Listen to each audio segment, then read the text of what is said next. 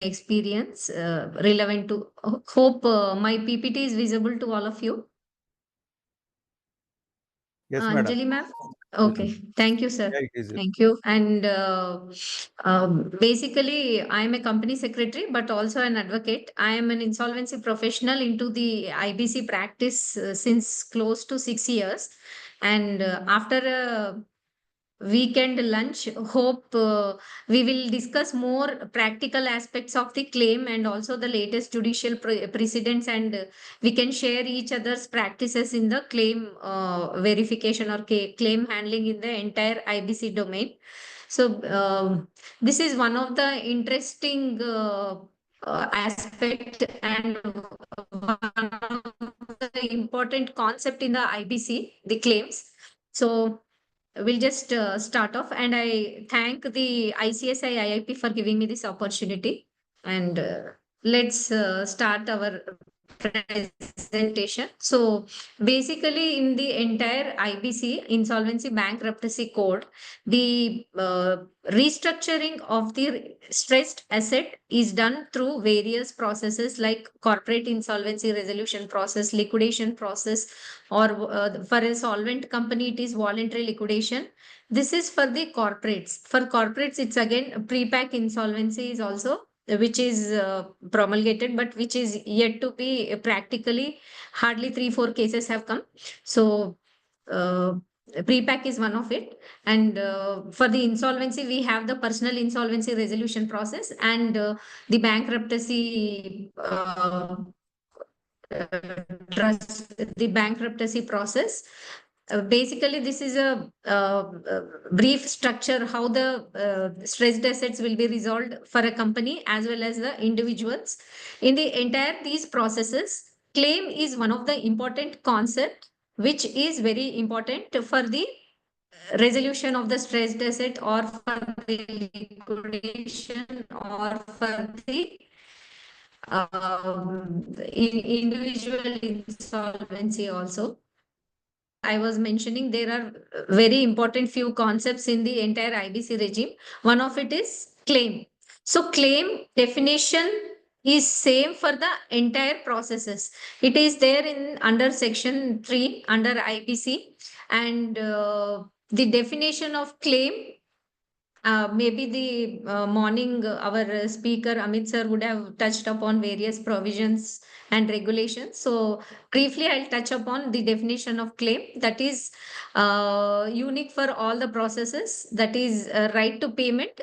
The right to payment, whether it is reduced to judgment or not, it is legal and equitable claim, secured and unsecured. And the other one is right to remedy. Right to remedy for any breach of contract which gives right to payment. So basically, it is right to payment and right to remedy is what is the concept of the claim. This is the claim definition is applicable broadly across all the entire IBC framework. And regarding the claims, I'll not touch upon all the various provisions. Briefly, we will touch upon section 13(1).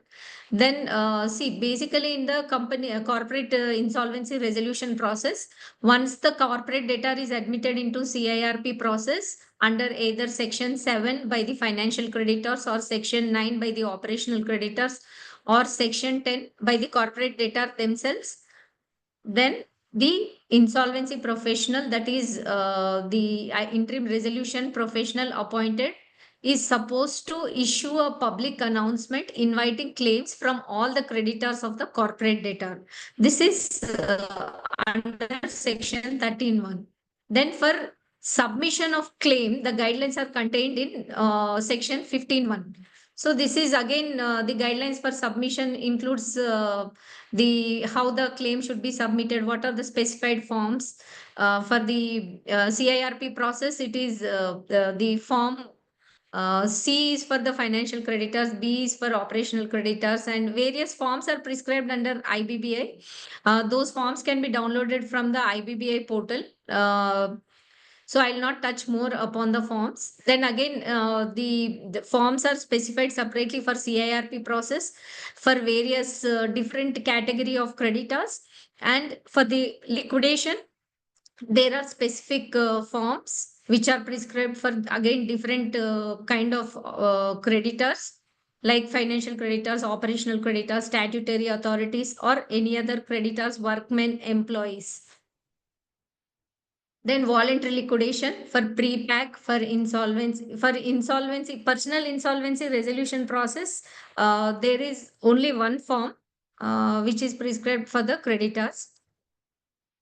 Then under section 18 and 25, there is a responsibility cast on the insolvency professionals that either as an in IRP, ORP or liquidator, the responsibility purely lies upon the insolvency professional to maintain a list of claims. As a good practice, it is better that always the insolvency professional maintains a format of list of creditors or list of stakeholders as specified by IBBA on its site. Usually, when the claims are collected in the CIRP process, the insolvency professional is supposed to upload the list of creditors on IBBI site. And as per the code, there are few processes which the RP has to follow.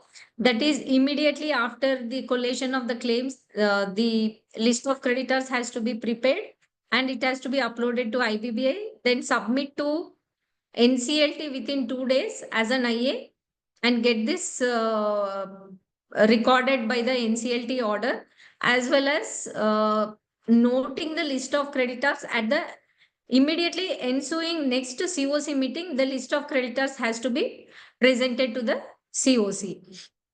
So before this, there is a certain process called collation of claims. So again, collation of claims is a different process for which the RP has to have a separate kind of checklist for each category of state creditors. Basically, by now, the IBC is around 8 years. So IPs have developed their own process checklist for verification of claims, as verification of claims is one of the critical function of the resolution professional or liquidator. Again, because the after the verification or collation of claims or adjudication of claims, the list of stake creditors or list of stakeholders is the base for distribution. So the one of the key responsibilities of the insolvency professional is to maintain the list of claims, that is list of creditors or list of stakeholders, and immediately reporting to IBBA, NCLT, and to the committee of creditors. Then we have section 65, where the adjudicating authority has the power to adjudge on the claims related issues or disputes which arise during the processes, CIRP liquidation or voluntary liquidation, or any other insolvency processes related to personal insolvency. Then we have section 184, where punishment, this is a penal section where punishment for giving false information while submitting the claim. Then we have the specified, I'm first covering around the CIRP process. So regulation 6 to 7, then regulation 12, 14, this outline the procedural specifics related to the claim collation. So basically, when collating the claims of the financial creditors, one of the function of the IRP is to constitute the committee of creditors first after the issue of public announcement.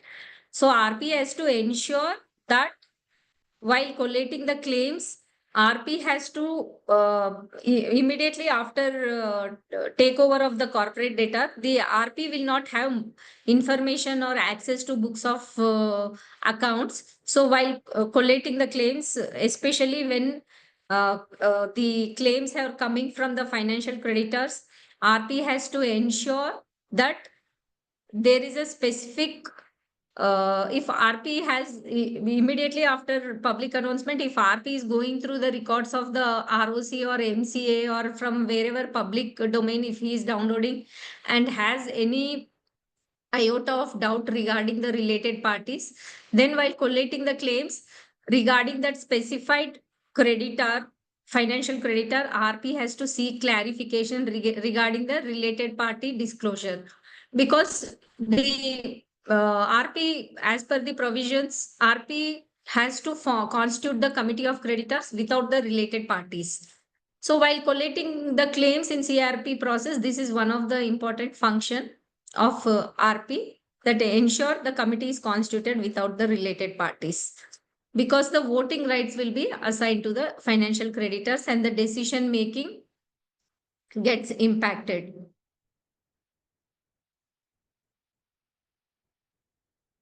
So I'll be sharing few of the practical experiences. I have been support services for around 35 assignments under IBC. And in my name, I have handled very big corporate debtor with a debt size of 1500 crores, where we have resolved successfully with three times the liquidation value. So, some of the good practices which we have followed across, I have worked with two insolvency professional entities. So, we have devolved around close to 20 best practices while collating the claims in CIRP process. So one is every creditor, every like financial creditor, operational creditor, or the employees, workmen, or the statutory authorities, we have to have a proper checklist of the information documents which are required. Basically, these documents are prescribed in the guidelines, and based on these guidelines and the circulars and the latest precedents and practices, the checklists are prepared. And for the financial creditors, as a currently with the debt should be registered with the NASL IU. This is one of the important checklist for the financial creditors claim verification. Then reviewing, then for the financial creditor collation of the claim, we have to check the documents, download the documents from the ROC portal, and the banks, the financial creditors submit their claim. Financial creditors submit their claim with their respective contractual documents, the loan documents, then the security details. So basically, the format of IBBI is very clear. What all the important aspects which has to be checked. So if we take the format, then all the details which while collating, you can just tick mark in that whatever available. And if you the RP has any doubts on the security or on the amount, sometimes the financial creditors charge penal interest and interest on interest. And after the NPA date, then charging the interest, all these contractual documents have to be verified while collating the claims. And when it comes to the operational creditors, then again the specific considerations like the contracts, then the invoices, the GST invoices, and mostly in I'll share few experiences from our cases. For the financial creditors and operational creditors, I'll first touch. One is financial creditors. In one of the cases, the bank has submitted the documents with all the security details, and the bank has given loan facility on the scanning machines which the CD has kept at the corporate data is into governance projects for various state governments and central government. So bank has funded the digitization of records of government, state governments. So some of the scanning machines were kept at the client location, and in books of accounts the assets were not, the when we were verified the books of accounts, the assets were not part of the books of accounts. It was not recorded, whereas the bank has all the documents, and even the governance contracts between the state government and the corporate data, we were able to find that the assets were located at the client's place. So when the books of accounts does not have the Madam, you mean to say that asset those assets are as on not the CRP reflected date, in the the balance sheet? Yes, sir. You mean to say that the assets are not reflected in the balance sheet? Yes, yes.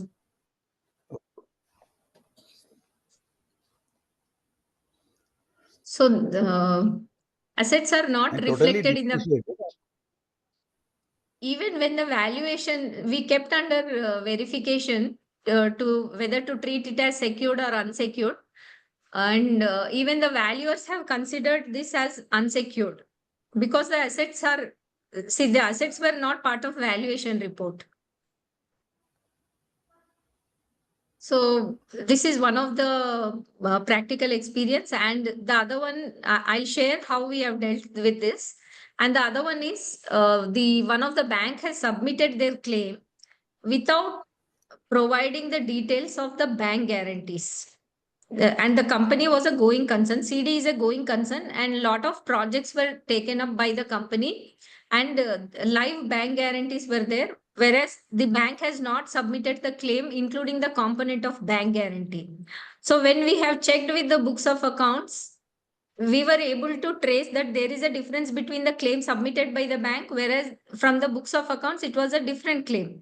So in fact we wrote to the head office of that bank and asked them to reconcile their records regarding the live BGs and what are expired BGs and what exactly is the claim component. And it took more than 5 6 months to bank to reconcile their records and submit the claim at fag end of the approval of resolution plan. By then, the other creditors were not willing to treat this claim into the part of CIRP for distribution.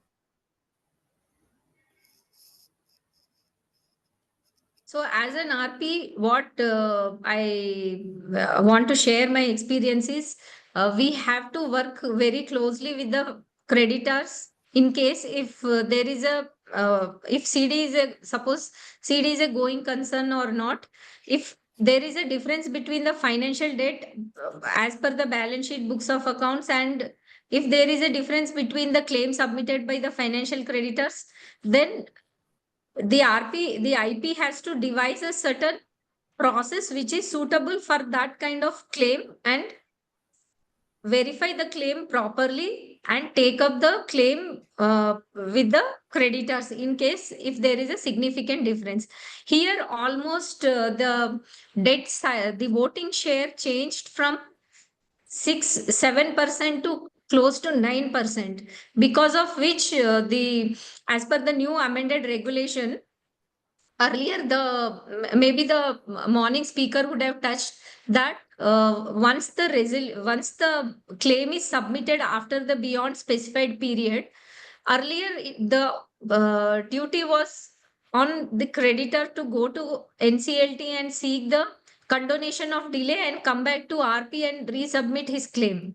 Whereas in now currently, as per the amended regulation 14, the claim which is the cutoff date for this is issue of RFRP to the prospective resolution applicants. So when the claim comes after issue of RFRP to the PRA, RP has to treat this claim as admissible on verification of the claim, to treat this as admissible or non-admissible. In case if it is admissible, proper treatment has to be given. In case the resolution plan is supposed to be taken up for voting. So basically now they amended, as per the amended clause, the claims received after RFRP has to be treated as admissible and non-admissible. If it is admissible, the RP has to recommend to the creditors to recommend for filing an application with adjudicating authority for condonation of delay in filing the claim, and then take this claim into the list of creditors and consider for distribution in the resolution plan and revise the voting rights. So when in our case when Then I the think BGs, revised RFRP also is to be given. no sir, there is no the regulation says the claims received till the cutoff date. The cutoff date is issue of RFRP to PRS. Hmm. So earlier that cutoff date was 90 days, sir. Yeah, The yeah. claims received after 90 days, RP was not supposed to adjudicate, verify, collate, he has to reject. Then the creditor used to go to adjudicating authority for condonation of delay. Whereas NCLTs were a lot of IAs were filed by the creditors for condonation of delay in filing the claim. So NCLT was overburdened by these IAs. So because of which IBB has come up with this new regulation, as per which now the duty is on RP. Hope I am clear, sir. Can So you, RFRP is because no, it's not a question of revision of RFRP. Now the creditor has a chance to go to AA for getting included his claim in the resolution plan. No. Sir, it will be included in the resolution plan, but now duty is on resolution professional. Creditor need not go to the adjudicating authority for condonation of delay in filing the claim. This regulation Okay. has come very recently, sir, around September 20, around Can you tell January me 23. Okay. Morning, it was he was saying that it is 90 days from the date of commencement date or issue of RFRP, whichever is later. That was told in the morning.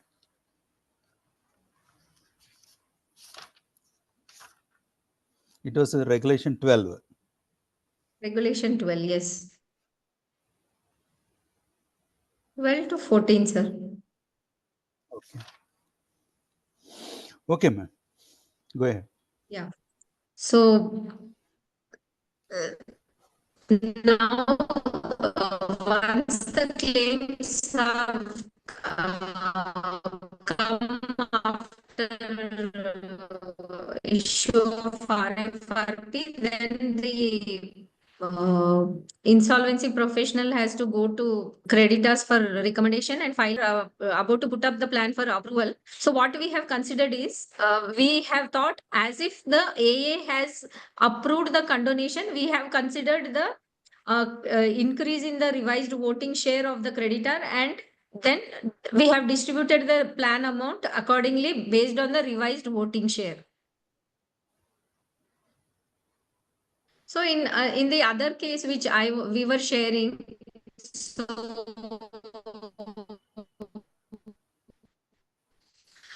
the charge was registered.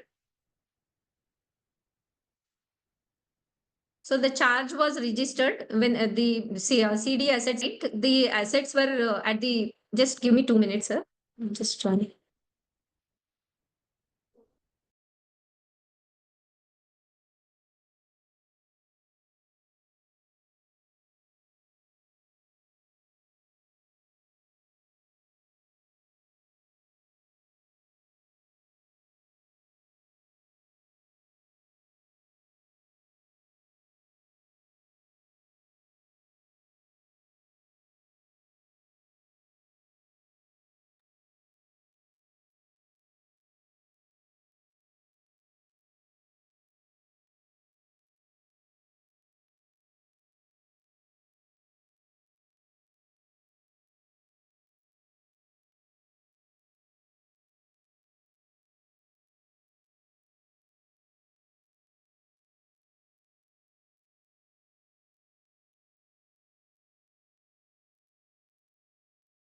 So, sorry, so operational creditors, the financial creditors, we were dealing with one of the case where the assets of the corporate debtor was with at the client's place, and the bank was suggesting to treat this as the secured creditors, whereas when in the balance sheet and the books of accounts, the assets were not part of the CD books.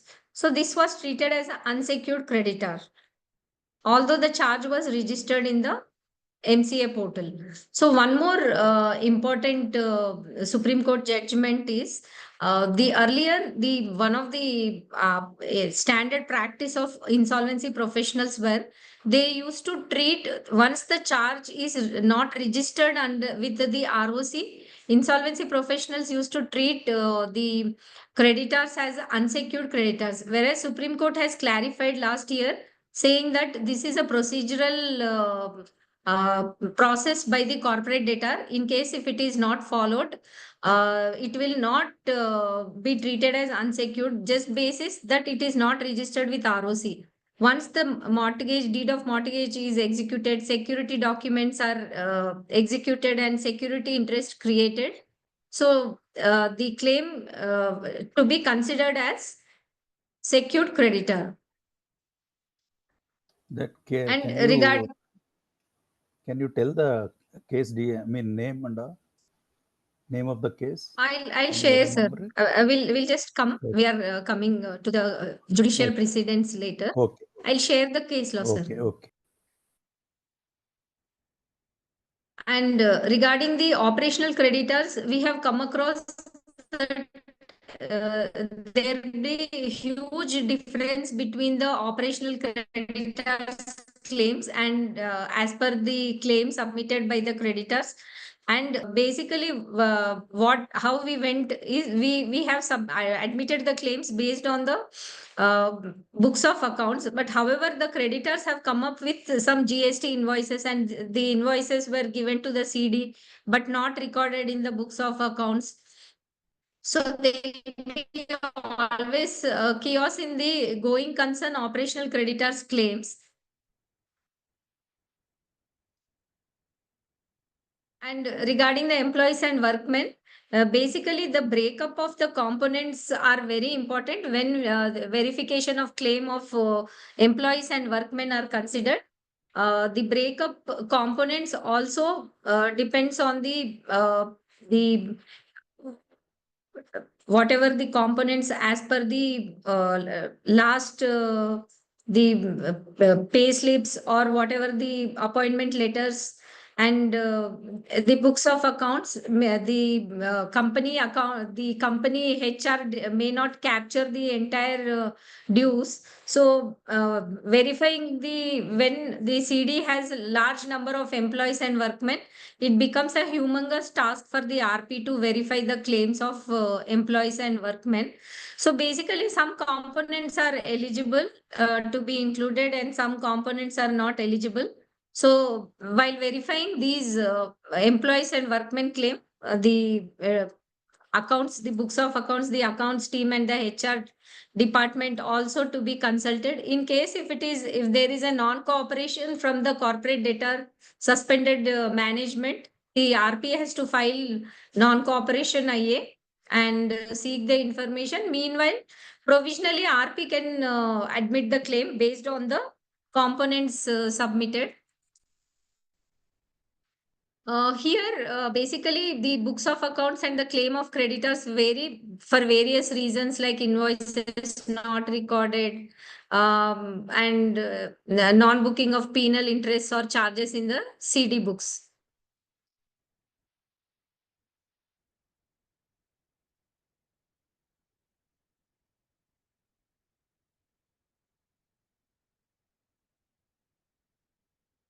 So, any questions so far, sir? Otherwise, we'll go to the case laws. So we have the regarding the claim, the whatever Can financial credit. Yes, sorry. in Any case the questions? company's books of accounts are not available for verification, so how will you proceed? So when books of accounts are not available, whatever the document submitted by the claimant, based on that, the supporting document submitted, the RP has to collate the claim in case of a CRP process. In case of liquidation, then again, it is the adjudication. You are not collating the claim, whereas you are adjudicating on the claim. You are going to decide the claim amount.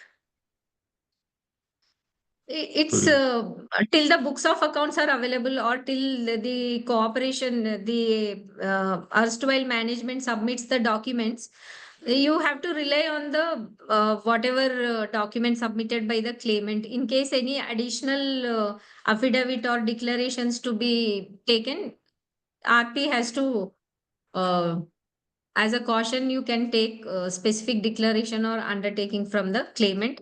Since there is a penal provision, we have to highlight to the creditor that in case of a false claim, they are liable for penal provisions. Okay. Yeah. So some case laws which we will discuss here. In the recent case, the Akshay Kumar Bhatia versus Q-Learn Private Limited. This is one of the, this is Akshay Kumar, who is a film actor. This is operational debt versus breach of contract. In this case, Akshay has filed a case under Section 9 under IBC. The Honorable NCLT has rejected the application, holding that claim for damages do not fall under the ambit of operational debt.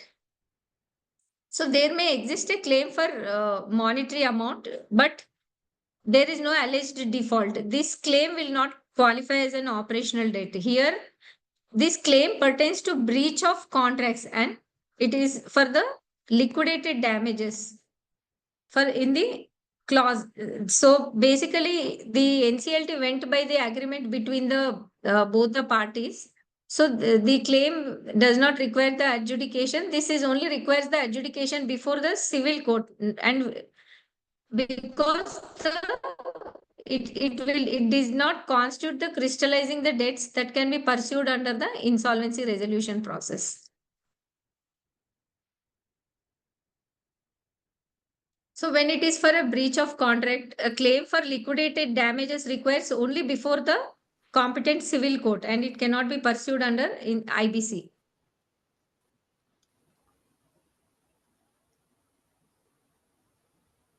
But definition of the when claim contains this. Definition of a claim contains the breach of contract also, no? see, Right sir, to when it's breach of contract, but this right was to a claim remedy. for liquidate. This was claim for liquidated damages under there was an agreement between the corporate debtor and the creditor for based on the clause from the agreement. The NCLT has adjured that this is not an operational debt because this was a breach of contract. Okay.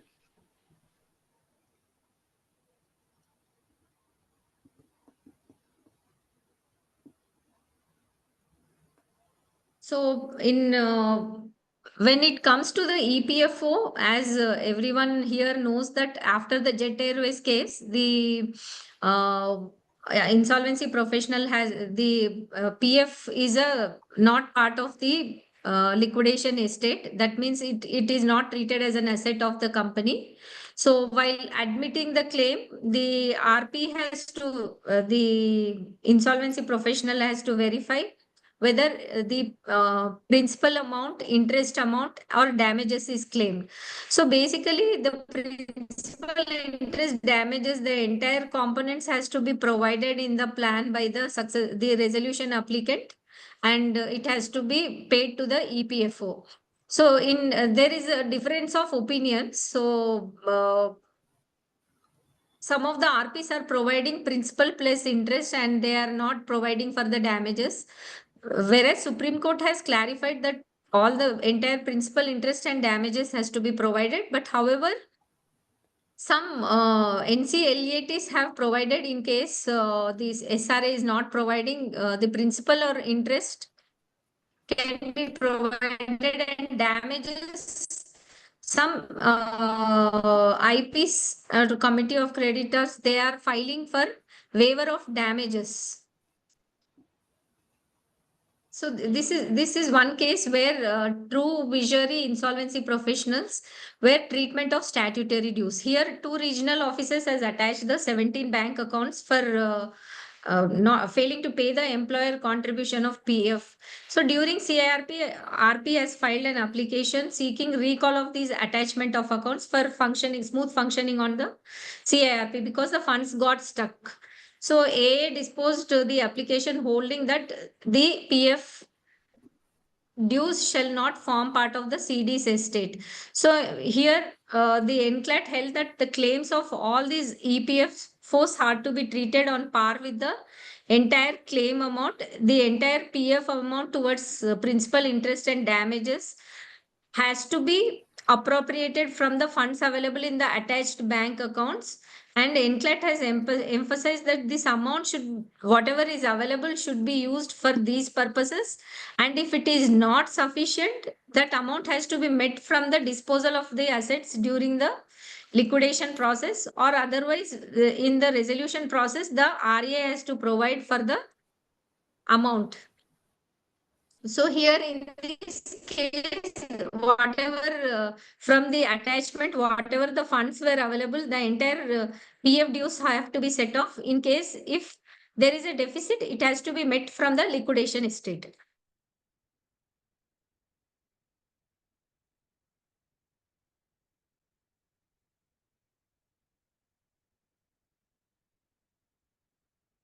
So in NCLT Hyderabad, Assistant Commissioner of Central Tax versus Mr. Srinivas Ravintula, here central tax was provided only 0.13% of the claim, whereas financial creditors were provided higher amounts. So here in NCLT has approved the resolution plan with the central tax providing only 0.13%. So the tax authority has appealed in NCLAT, where NCLAT has upheld the resolution plan approval order, saying that the security interest created under IBC is different from security interest created by operation of law.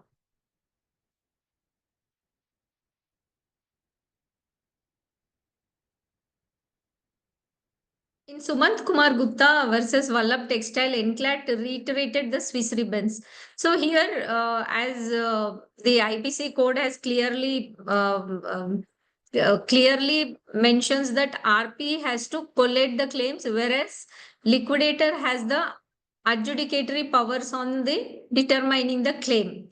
So this was clearly this in Supreme Court, Swiss ribbons has clearly clarified that RP has no adjudicating powers. That is, he cannot determine the rights and liabilities of the creditors in the claim. Whereas in the liquidation, the liquidator has the adjudicating powers on the determining the claim. So when RP is verifying the claims, he has to take into confidence the credibility of creditors regarding the verification of claims with highest integrity and expertise. See, exactly what has happened in this case is RP was trying to create some kind of rights for some specific creditors, the financial creditors. So in NCLT, NCLAT has intervened and mentioned that RP has no adjudicating powers to create any rights and liabilities. Here, the resolution plan was put up for voting. Just before put up for voting, the unsecured creditors portion was changed in the resolution plan. So without taking up this before the committee of creditors, the plan was put up for voting and the plan was approved. So after the plan was approved, the successful resolution applicant went to challenged the approval order, went to appeal, and that time the NCLAT has held that RP has no adjudicating powers to determine the rights and liabilities of creditors. That is, the unsecured creditors were allotted more monies in the plan. And the AA order was here the NCLAT has held that RP has no powers, and the AA order was the appeal was the appeal was challenged, and the creditors were the creditors had got a favorable order in this case. This is one of the interesting case, Puneet Kaur versus KV Developers. Here, the home buyers have filed their claims, but these claims the home buyers have not filed their claims with the RP, whereas these claims were reflected in the record of the CD. So RP NCLT held that the RP should have included these in the information memorandum, and the resolution applicant ought to have taken note of these liabilities and should have appropriately dealt with them in the resolution plan. Non-consideration of these claims, which are reflected in the records, will lead to an inequitable and unfair resolution. So when while verifying the claims, in case maybe this order is old one, so currently there is a amendment as per which the immediately on issue of public announcement and within 7 days, RP has, as per the books of accounts, latest books of accounts available, RP has to inform all the creditors of the corporate debtor, attaching the public announcement copy, inviting the claims from the creditors. So in case if any creditor is not submitting the claim and the claims are part of the books of accounts, RP has to mention this in the information memorandum, and the resolution applicant has to appropriately deal with this in the resolution plan.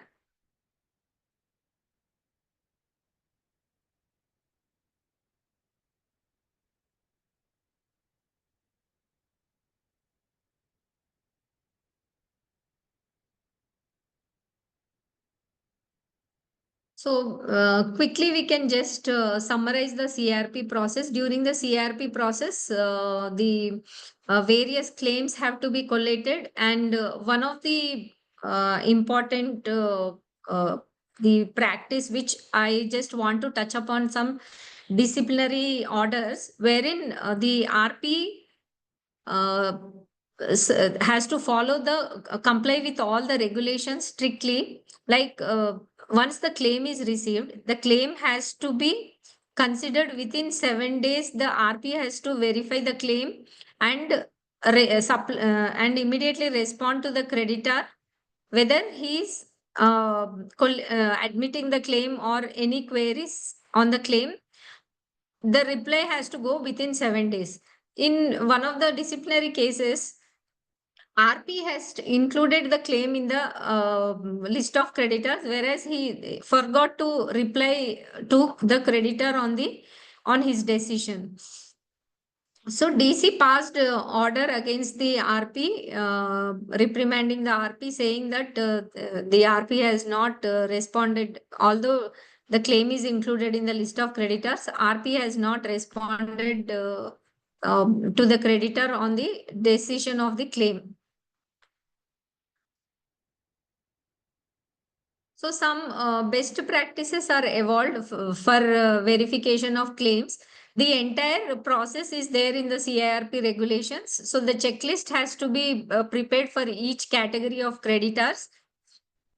And that checklist every 5 days till the claims are till the issue of RFRP, all the claims whatever are coming has a proper register has to be maintained, and category wise list of creditors has to be maintained. I suggest better IBBI format is followed in the CIRP process, and ensure that all the mails are replied to the creditors and close properly on the decision of the claim, whether admissible, non-admissible, or rejected. All the base has to be properly kept. All the mails or the correspondence has to be properly saved in the respective folders, so that tomorrow, even if and this is one of the important role of RP is to make available the claim documents, make available all the documents related to the claims, list of creditors available to all the creditors. The records have to be made available, to be kept readily available with the IP office.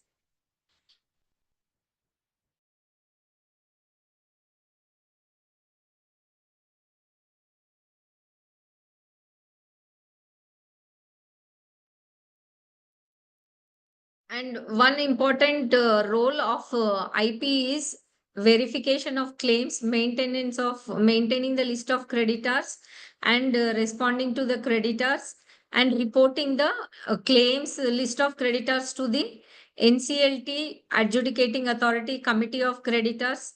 And this is one of the important function where RP can take support from his support services, but RP has to ensure that even if the CD is a going concern, as huge creditors base, RP has to ensure he or she is aware of each and every claim component, because mostly the creditors or IBBI or NCLT or committee of creditors, they will ask RP only about the claim. So in my case, I have close to around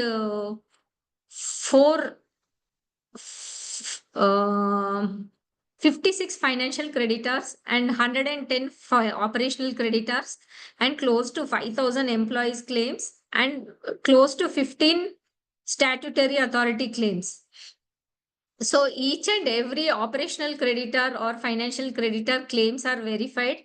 I used to sit with my claims team and ensure that I am part of the discussions with the corporate data team as well as my team. And each claim, the IP should be aware of the entire facts or sometimes the numbers also. So the duty of verification or collation of claims is with RP, and RP has to diligently verify the claims in the CIRP process, and be it any process under the IBC. So we have completed a few case laws and the process under CIRP. Next is the liquidator. So under IBC, once there is no resolution plan, or the resolution plan is rejected by the committee of creditors, or NCLT by its own passes the liquidation of the corporate data, then the company under CIRP is ordered for liquidation. Then the insolvency professional recommended by the committee of creditors or from the panel of the NCLT will be appointed as the liquidator to take up the process of liquidation of the assets of the corporate debtor. And the liquidator's role is quasi-judicial function. So here the liquidator's role is quasi-judicial, whereas the RP is like an administrative role, only the collecting the claims. So here review of claims is not based on the documentation. The liquidator has to adjudicate the claim.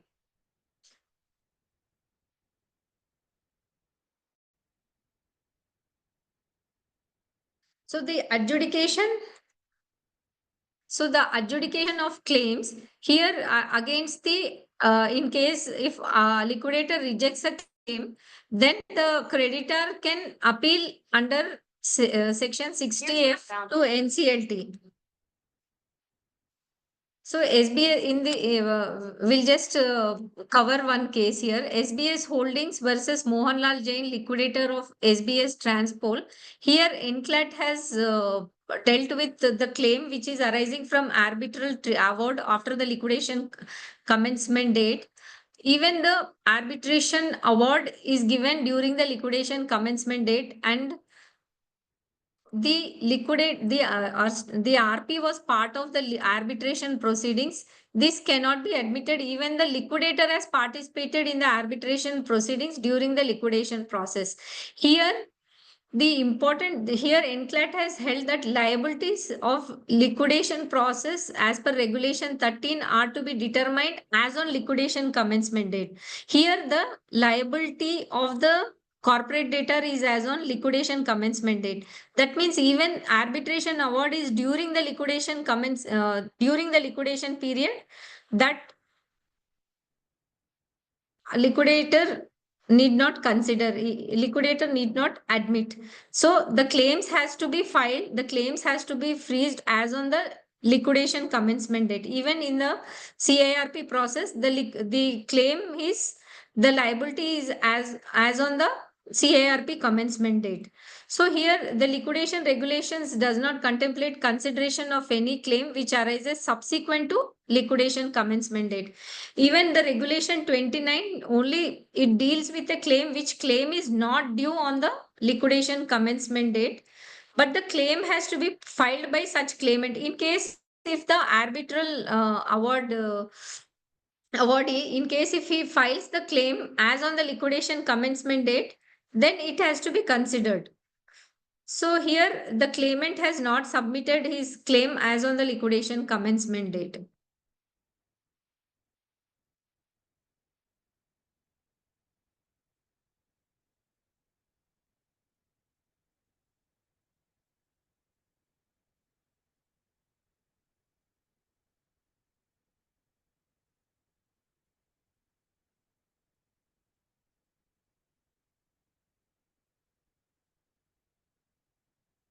So in personal insolvency resolution process also, in CIRP process, the timelines are different for submission of claim, verification of claim, and in during liquidation also, the submission of claim and verification of claim, there is a different timelines. In personal insolvency resolution, this is for the corporate debtor, and for the personal insolvency of the corporate debt guarantor of the corporate debtor, the timelines are different. And for personal insolvency, the verification of claim is based on the application submitted by the creditor and the documents to be submitted by the creditor even after issue of public announcement. Here, basically the claim in the personal insolvency is by the RP will issue a public notice inviting the claims from the creditors. In the personal insolvency, the usually the personal insolvency, the creditors will submit the claim, but in this is pertaining to the corporate debtor guarantor, and the claims which will be submitted in the personal insolvency, we have handled around 3 corporate debtors guarantors cases. The public notice will be given. In majority of the cases, the banks or the creditors who have extended the facility will submit the claim, whereas in one of the cases some individuals have come forward to submit the claim. Whereas in India, now in NCLTs, the personal insolvency, majority of the cases are closing at rejection of repayment plan level, and majority of the cases, the personal insolvency, the personal guarantors are not available, or personal guarantors complete non-cooperation. So the personal insolvency is ultimately 98% of the cases are going for bankruptcy. So the claim verification in personal insolvency is again on the basis of the documents submitted during the by the creditor, the information, the documents uploaded on the IU, or the documents, contractual agreements submitted by the creditors.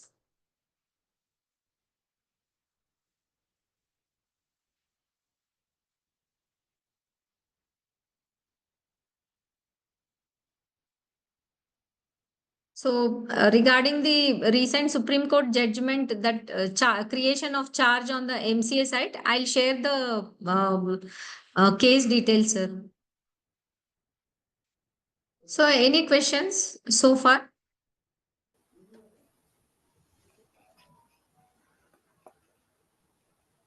I mean, personal insolvency cases, how these creditors' claims are to be cross-checked, what they are claiming. Sir, basically how we are verifying the claim is the document submitted by the creditor in the IU, or the documents, the contractual agreements submitted by the bank. In case the resolution plan is approved by the corporate debtor and the claim has come by the personal claim submitted by the creditor after approval of resolution plan or liquidation of the CD, then we are taking help of the insolvency professional or the liquidator who was the IRP or RP during the process, and also the documents which the creditor submits usually. Personal guarantors, they don't maintain any books of account generally. So no Personal personal, guarantors, no, sir. Yes, you are so right. it is it is very difficult to cross check the claims with the books of accounts. Books of guarantor. It is just based on the documents submitted by the creditor and the contractual documents, agreements entered by the guarantor with the creditor. Based on that, the claims are list of creditors is prepared. But can you cross-check from the guarantor whether he is admitting the claims or? Sir, majority of the times the personal guarantors are not admitting the claim which submitted by the creditors. They say the banks are charging damages, penal interest and interest on interest, which is different from their guarantee agreement. So you have to depend on the bank's account statement, basically. They might be not knowing that they had entered into a guarantee agreement also sometimes.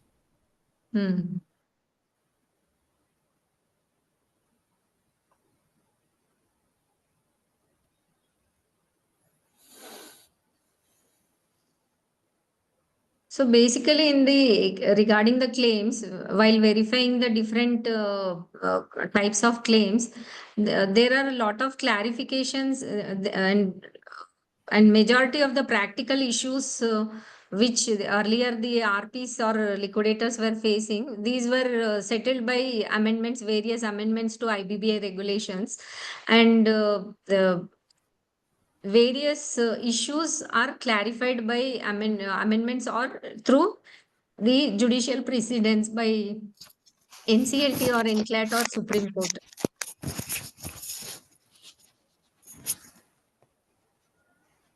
And there are regarding the claim verification, the especially when it comes to the operational creditors and the employees and the statutory authorities, these three creditors verification of claim is claim RP has to spend some like more time on these creditors in case books of accounts are not available. Even if books of accounts are available, there'll be huge difference between the operational creditors claims and the whatever submitted by the creditor. And employees, more or less, it matches with whatever the employees are claiming. But in sometimes in books of accounts, the benefits are not accounted.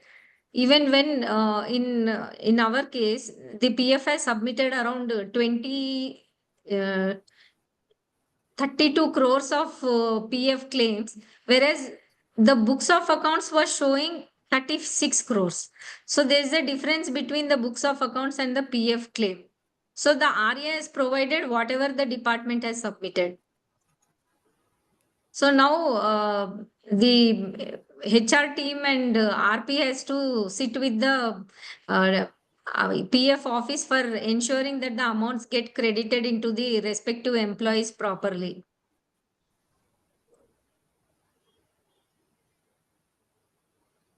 In case of gratuity, whether the claim lodged as a gratuity by the employee, that will be considered as a due to the employee. Sir, when if the fund is available with the company, then it will be admitted and paid separately from that gratuity. But most of the cases which has come for CRP, I don't think any gratuity fund will be available except for few CDs. No, but if the employees make the claim, assuming whatever services they have rendered, whether that will be considered as an amount due to the employee as a claim. Sir, while admission of the claim, that is what I was suggesting. Whenever the employee submits a claim, they submit with the different components. What is the component of their claim? So whatever they are eligible, that will be admitted.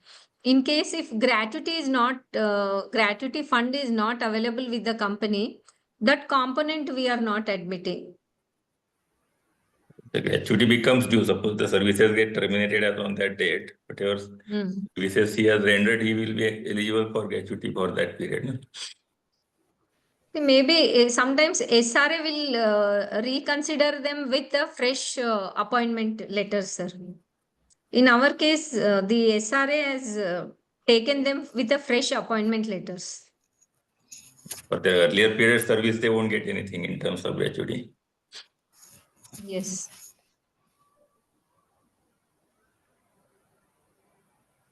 This is CD specific, sir. I can answer that.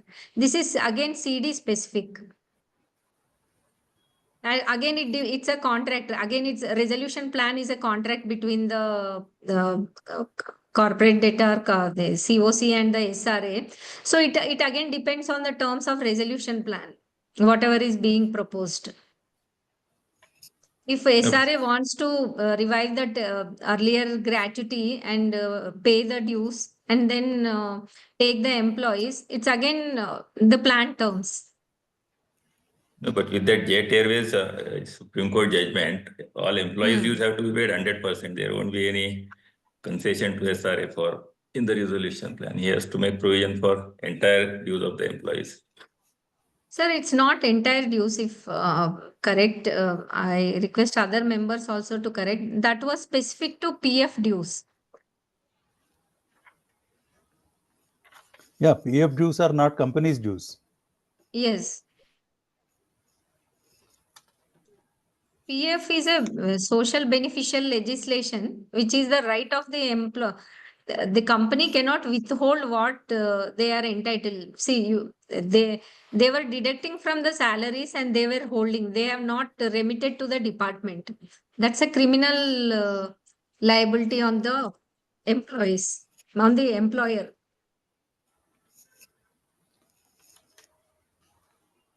But this damages and interest, that is also covered under that liquidation estate. Suppose that is not something which is deducted from the employee's salary.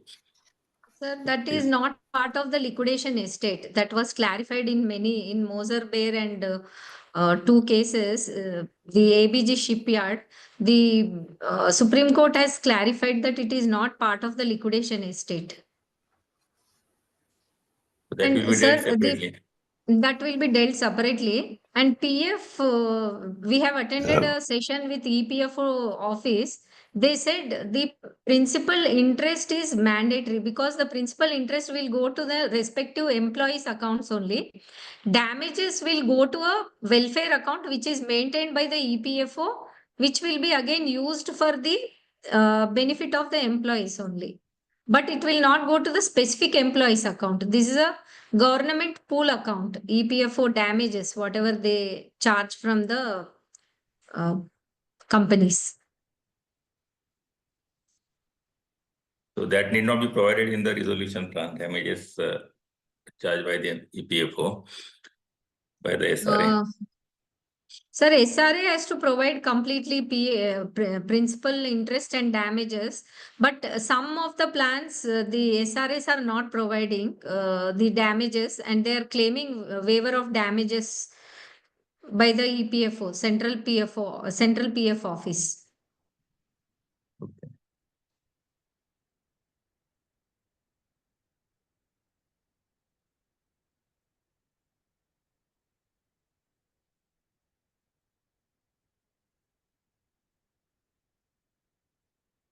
So any more questions, sir?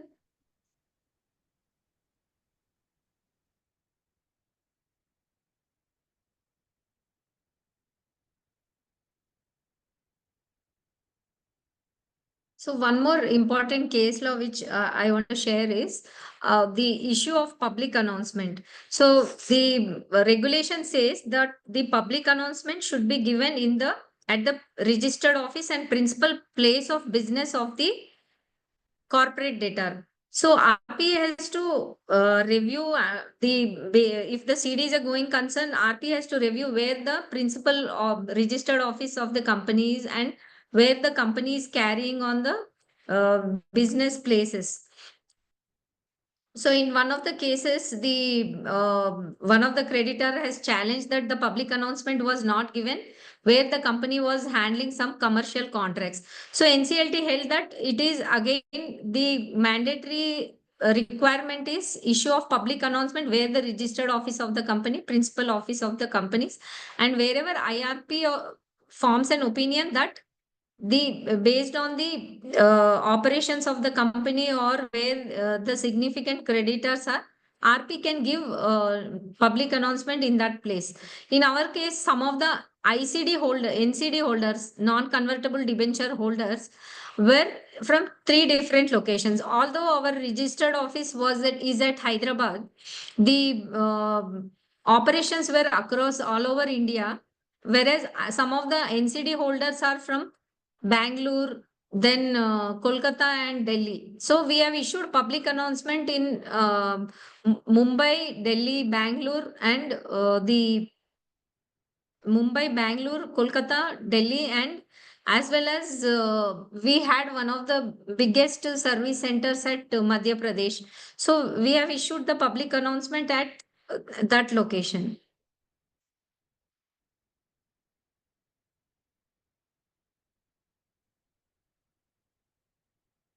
So if we go, the claims is a very important aspect and one of the important the process in the CIRP process.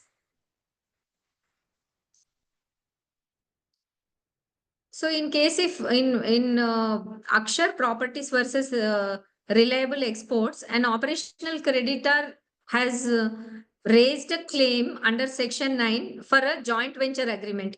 Here an application was moved under Section 9 of the code. The applicant had a joint venture agreement with the respondent for developing certain properties in an agreed ratio.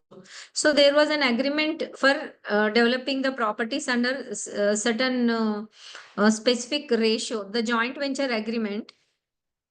So the agreement was later revised and it was agreed that the applicant would get a full payment of 15 crores. So the contract of joint venture agreement was for some 20 crores. Then again they reduced, cancelled the agreement and made it for 15 crores. Here the applicant contended that the firm failed to honor the checks provided, which they were liable to pay interest, which was agreed as per the joint venture agreement. So they issued a demand notice. Then again, they also claimed the interest. Whereas the NCLT held that operational creditor cannot raise a claim under Section 9 for a joint venture agreement for these kind of agreements.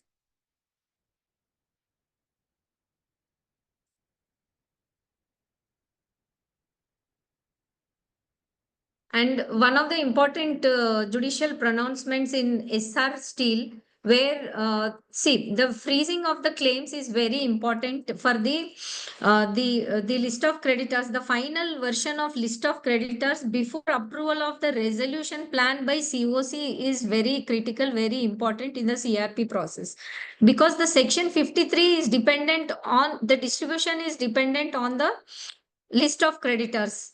So freezing on the claims, the final list of creditors should be made available to the successful resolution applicant so that the plan provides for the proper distribution amounts to the respective creditors as per the latest list of creditors.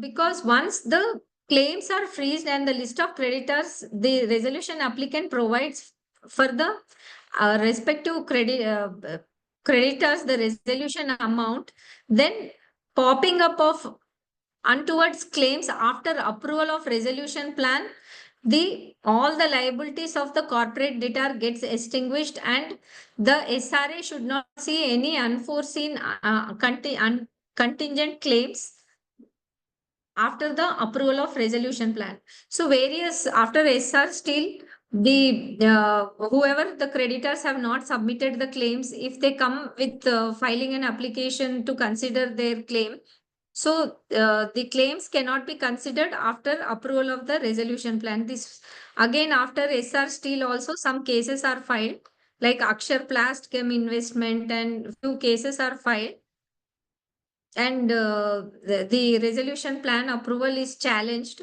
Whereas again NCLAT held that after SR Steel, the position is clear, and even some of the creditors are filing the appeals before the NCLAT or going to high courts regarding their claim, consideration of their claim. But however, high courts are not considering anything related to the claim and approval of the regarding the resolution plan. In majority of the cases in Mumbai, Kolkata, and Telangana, high courts are not considering, in even if the tax departments are going appeal against the resolution plan approval to consider their claims. Some of the departments, what they submit the claim after approval of the plan, they go to the various judiciary forums to consider their claims after approval of plan.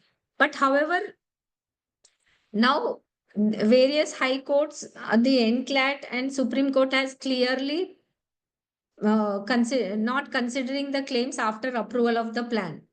So RPs has to ensure that they bring in all the creditors into the system, into the list of creditors and the list of stakeholders, so that proper resolution, restructuring of the debt happens, and in the liquidation the assets are distributed to the proper stakeholders and the company is dissolved. Even under voluntary liquidation also, I would like to share one of my experience. So in voluntary liquidation, the central tax has submitted their claim during the voluntary liquidation process. But however, amnesty scheme was ordered. So as a liquidator, we went and filed for amnesty scheme, and the department has considered and reduced the claim. And the department has resubmitted their claim after the amnesty scheme order was passed. So even under voluntary liquidation, I would like to share few experiences. Even in voluntary liquidation, the liquidator, the voluntary liquidation is a process where the company is solvent, and the company, companies which is formed for some specific purposes and is solvent, they are recommended by the company shareholders for dissolution of the company. And for this process, liquidator is appointed under section 59. And in this process, after the appointment, liquidator again issues a public in announcement inviting the claims from creditors. And from the available assets, the liquidator has to prepare the list of stakeholders and distribute the available assets to the creditors. So again, in voluntary liquidation also, we have different category of creditors. Here again, the liquidator has to verify the claims and prepare the list of creditor stakeholders and distribute the amount to the creditors and go for dissolution of the company. But in case if it is a liquidation issue, you were saying that it was a voluntary liquidation. But if Yes, it is sir. a liquidation case, case, the liquidator can avail the benefit of that amnesty scheme, and liquidator will reduce the claim amount. And will it not amount to such many what do you call undervalued? I mean, sorry, puppet transaction or not? Sir, again, see, this is a scheme which will be announced by the government. So, exactly how you mean to say it will classify as buffet transaction? Because some amount, okay, it will not be there. Yes, sir, because it's an The amnesty claim scheme amount by will come down. government. The claim amount will come down. Yeah. Yeah. Yes, sir. So this we have There done will in not one be. of the in Yeah. one of the voluntary liquidation cases. We have done this. During this CRP process, if notice is received from the statutory authorities, this income tax or EPFO, to find out the exact amount of claim they want to make. So whether they can do this assessment process after the commencement of CIRP or liquidation? No. So no, see the claims as we were discussing, the claims has to freeze as on the liquidation on the CRP commencement or voluntary liquidation commencement date or the liquidation commencement date. But they are not ready with the exact amount they want to claim. Their assessments are pending and they want to do the assessment before they submit the claim. So whether that assessment proceedings are permitted when the moratorium is declared under Section 14. Sir, whatever is the liability as on the insolvency commencement date or liquidation commencement date, only they have to submit the claim, even including, see, maybe as you said, income tax or these other tax claims is different from EPFO. So let us discuss these two things. So when it comes to EPFO, what the PF authority is saying is, they say that the claim is submitted just based on the amount which is available as on that date with him. So he says it's a provisional claim. I will issue some assessment orders during this period because this is a social beneficial legislation. After my various discussions with EPFO officers and some clarifications from judicial precedents, these assessments can be ordered in the PF component claims, whereas in the income tax and all, I don't think it is allowed, sir, during the period assessments. Because They are come giving under dates. Usually they are giving dates, sir. because that They amount are to not proceeding taking up under that assessments. section, that assessments will amount to proceeding under Section 14. No? So any legal It's a proceeding during moratorium. the moratorium, that will Yeah, be moratorium, yes. So we are writing to the respective tax authorities about the commencement of moratorium.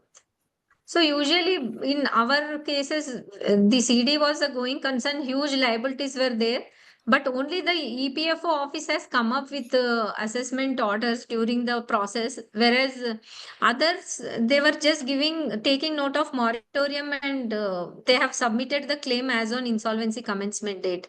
Because again, the SR steel and that Hydra head popping up, that liabilities has to freeze as on that date, sir. Because the SRA should not unforeseen claims should not be faced by the SRA. So even in the plan terms, SRAs are properly claiming all the waivers, concessions, and again that waivers and concessions is altogether a different topic. But some NCLTs are allowing and giving some waivers and concessions regarding these income tax liabilities and all, benefit carrying on the carry forward of losses, whereas some NCLTs are asking the RPs or liquidators to file a separate application for seeking reliefs and concessions.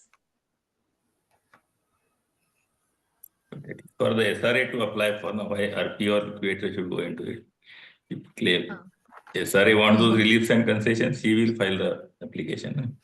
Yes, it's again SRAs are filing. Yes, sir. In majority of the NCLTs, SRAs are filing. Some NCLTs are allowing the waivers and concessions which are part of the resolution plan.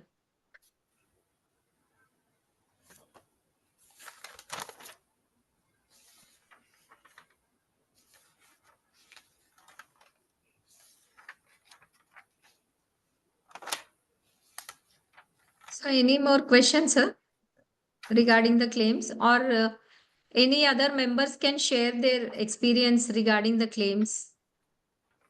Any best practices?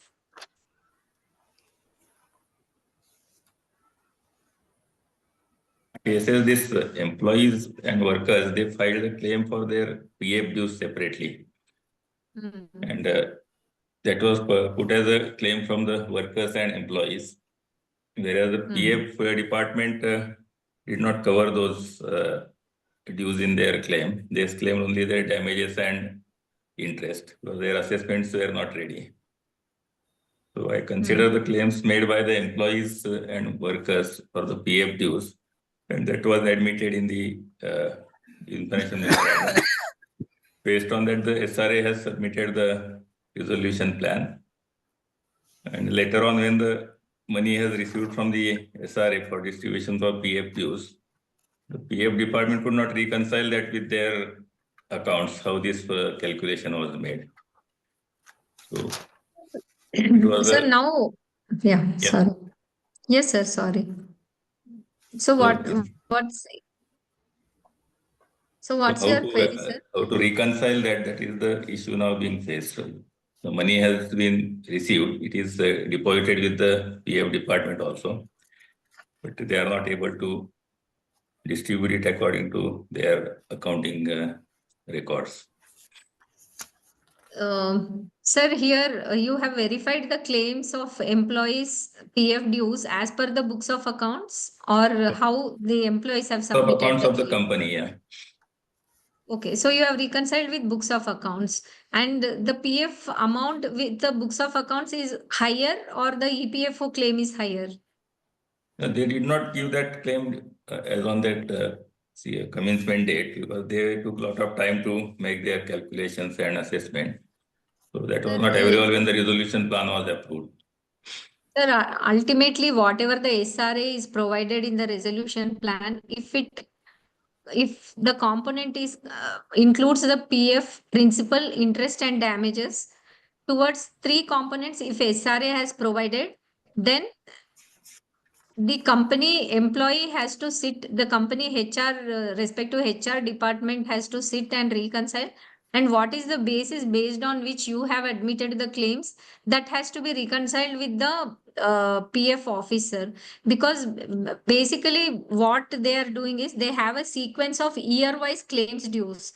So, when I had a discussion with the EPFO office, what they said is the first year dues of those employees, and proportionately that will get released to the respective employees' accounts.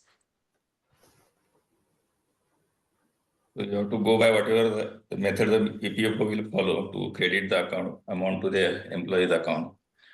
Yes, sir. It has to be reconciled. We have to, in our case, the HR team is sitting with the officials of the PF, and the data entry is basically done by our office only, the corporate debtors office only, and they are reconciling with their records, and they are filing.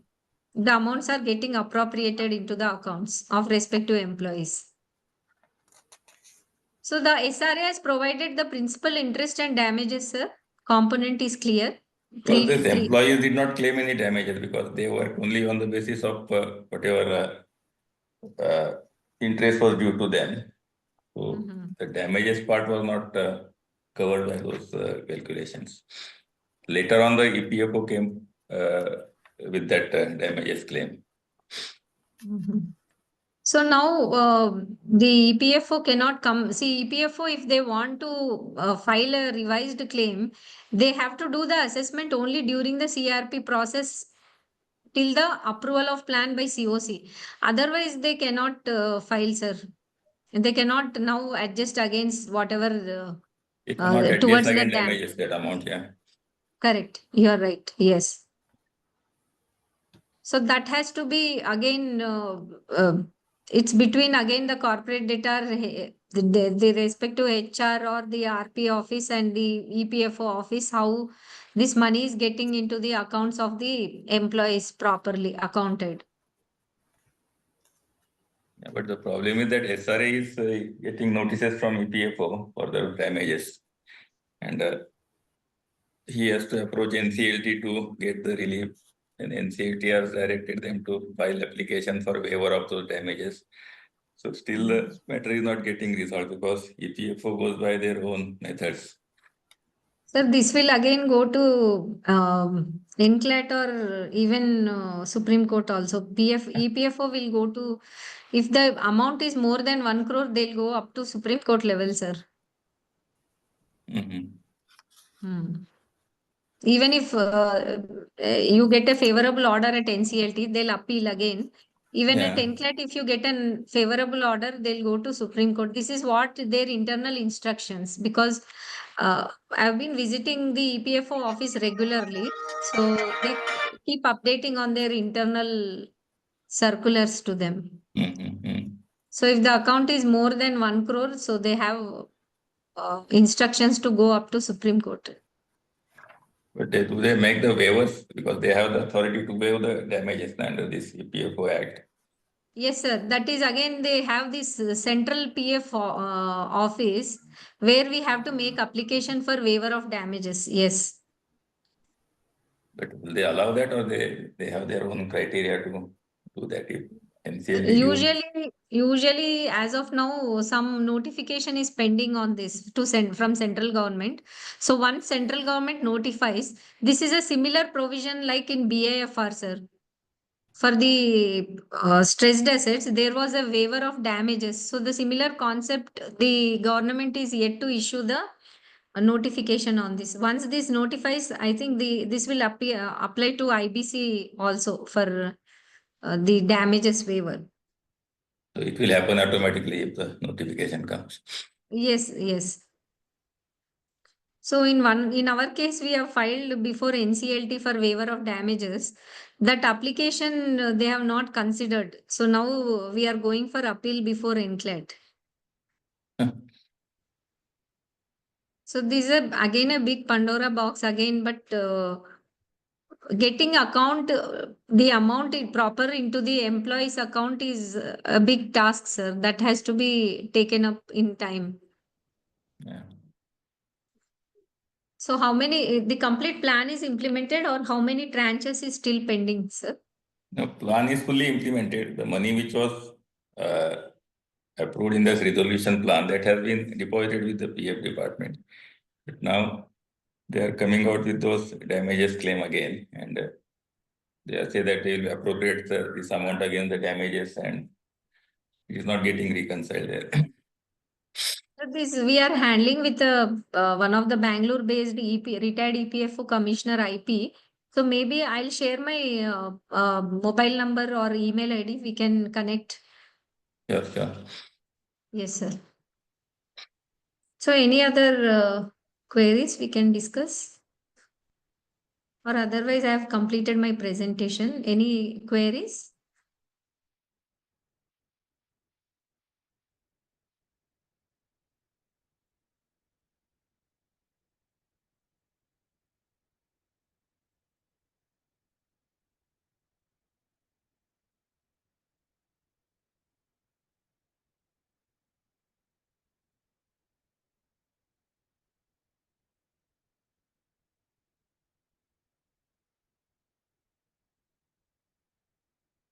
So, Anjali ma'am, I have completed my presentation, and we have completed some quiz in the chat box.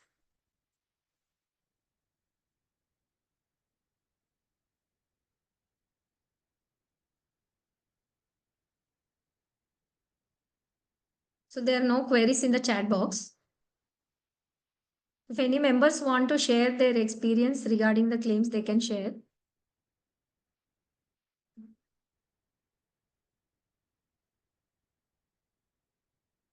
So otherwise, I have completed, Anjali ma'am.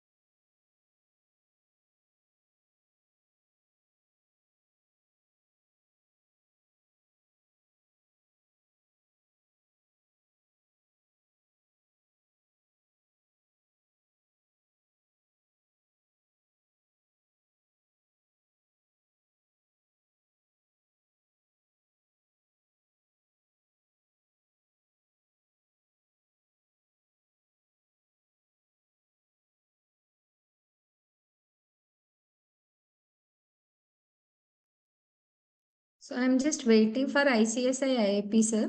They'll just conclude remarks. And thank you all for active participation and patience listening.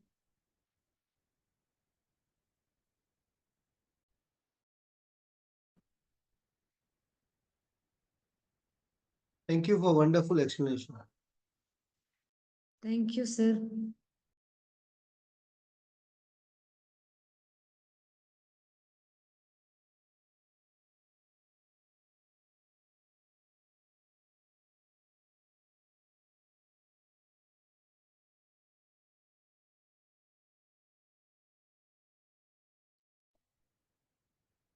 Hello.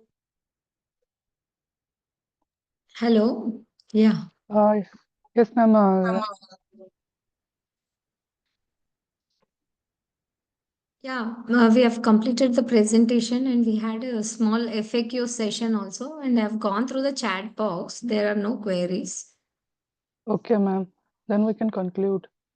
Yeah. Thank Okay, you. ma'am. Thank Thank you. you. Thank you, Thank you for everyone. giving. Yes, ma'am. Thank you for giving your such vast knowledge and your sharing your experience. It is such an interactive session. Thank you. Thank you.